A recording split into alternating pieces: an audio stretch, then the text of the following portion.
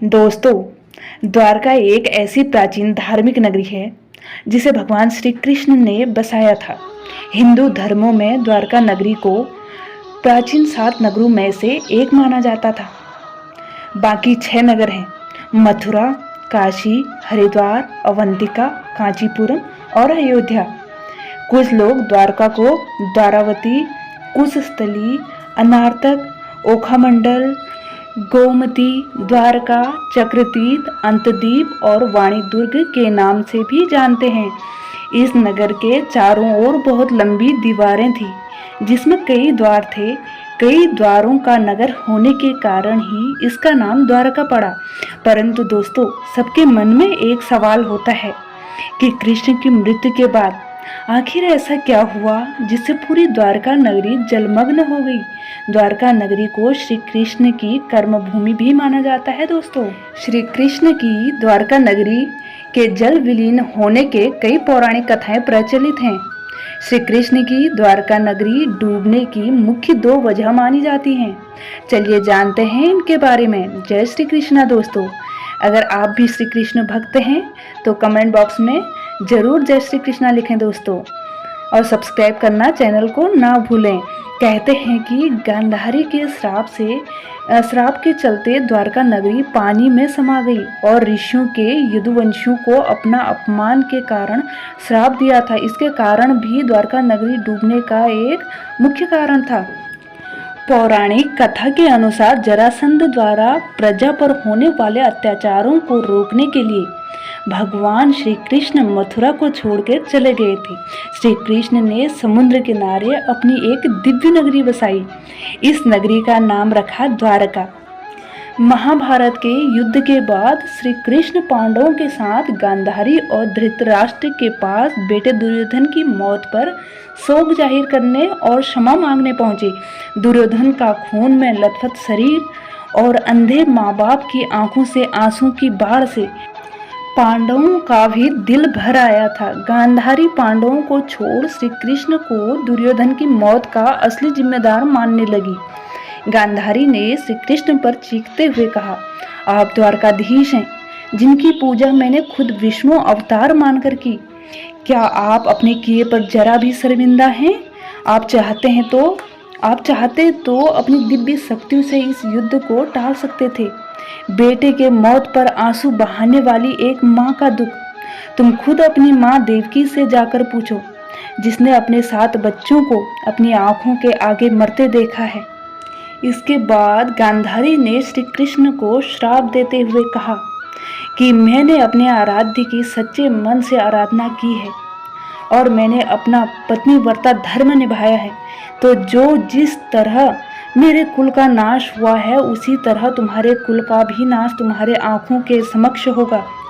यदुवंशी एक दूसरे के खून के प्यासे हो जाएंगे। ऐसा कहकर गांधारी श्री कृष्ण के चरणों में रोने लगी और श्री कृष्ण ने उन्हें उठाते हुए कहा, माते, आपके श्राप का असर एक दिन जरूर होगा। कहते हैं कि इस श्राप की वजह से श्री कृष्ण की द्वारका नगरी पानी में समा गई। द्वारका नगरी के पानी में विलीन होने का दूसरा कारण यह है, एक बार महर्षि विश्वामित्र, देव ऋषि नारद, कर्ण द्वारका गए। तब यादव वंश के कुछ लड़के ऋषियों के साथ उपहास करने के प्रयोजन से श्री कृष्ण के पुत्र सांब को गर्भवती स्त्री के वेश में ले गए और ऋषियों से कहा कि यह गर्भवती है, आप इसके गर्भ में पल रहे शिशु के बारे में बताइए कि क्या जन्म लेगा। श्री ऋषियों ने अपना अपमान होता देख श्राप दिया कि इसके गर्भ में मूसल उत्पन्न होगा और इस मूसल से समस्त यदुवंशी कुल का विनाश होगा। इससे श्री कृष्ण पुत्र सांब बहुत डर गए। उन्होंने इस पूरी घटना के बारे में उग्रसेन को बताया। सांब को इस श्राप से बचने के लिए उग्रसेन ने कहा कि वो एक तीर का चूर्ण बनाकर इस प्रभास नदी में प्रवाहित कर दे। ऐसा करने से वो श्राप मुक्त हो जाएंगे। जिस इलाके में इस चूर्ण को जमा किया गया था, वहाँ एक खास प्रकार की घास उगाई थी। दोस्तों, माना जाता है कि जब इस घास को इंसान ऐसे हाथ में पकड़ता था तो ये मूसल बन के तैयार होता था, मूसल बन जाता था जिसके एक ही वार से इंसान की जान चली जाती थी। तब उग्रसेन ने कहा कि यादव राज्य में किसी भी प्रकार के नशीले पदार्थों का उत्पादन और वितरण नहीं किया जाएगा और यादव वंशियों ने नशीले पदार्थों का सेवन बिल्कुल बंद कर दिया। इसके बाद दोस्तों, लेकिन इसके बाद जो हुआ, द्वारका में कुछ बेहद अशुभ संकेत देखे गए, जिसमें सुदर्शन चक्र, श्री कृष्ण का शंख, उनका रथ और बलराम के हल का अदृश्य हो जाना शामिल था। द्वारका में अपराध और पाप बढ़ने लगे थे। ये देख श्री कृष्ण परेशान हुए और उन्होंने अपनी प्रजा से प्रभास नदी के तट पर जाकर पापों का प्रायश्चित करने का आग्रह किया। द्वारकावासी वहां जाकर मदिरे के नशे में चूर एक दूसरे से लड़ने लगे। गांधारी के श्राप के अनुसार यादव वंश के सभी लोग आपस में लड़कर मर गए।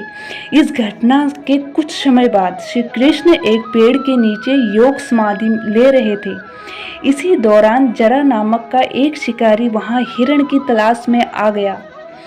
जरा ने श्री कृष्ण के हिलते हुए पैरों को हिरण समझा और तीर चला दिया, जिससे भगवान श्री कृष्ण देवलोक चले गए। उधर जब पांडवों को द्वारका में हुई अनहोनी के बारे में पता चला तो अर्जुन तुरंत द्वारका गए और अर्जुन वासुदेव जी से मिले। वासुदेव जी ने अर्जुन को श्री कृष्ण का संदेश सुनाते हुए कहा कि द्वारका शीघ्र ही समुद्र में डूबने वाली है, अतः तुम सभी नगरवासियों को अपने साथ ले जाओ।